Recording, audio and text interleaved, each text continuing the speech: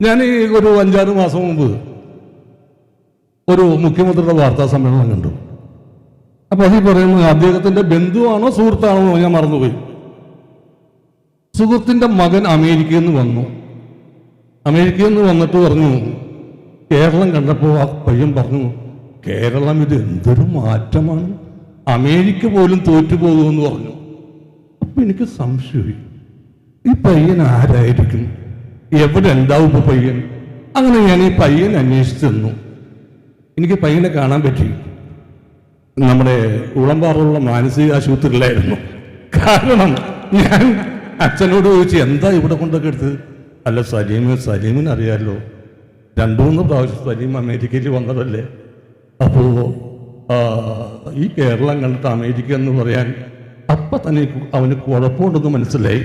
അതിന്റെ പേരിലാണ് ഞാൻ ഇവിടെ അഡ്മിറ്റ്. ഇപ്പൊ പോയിട്ടോ, കറണ്ടൊക്കെ അടുപ്പിച്ച് പോയി, ആള് പോയി.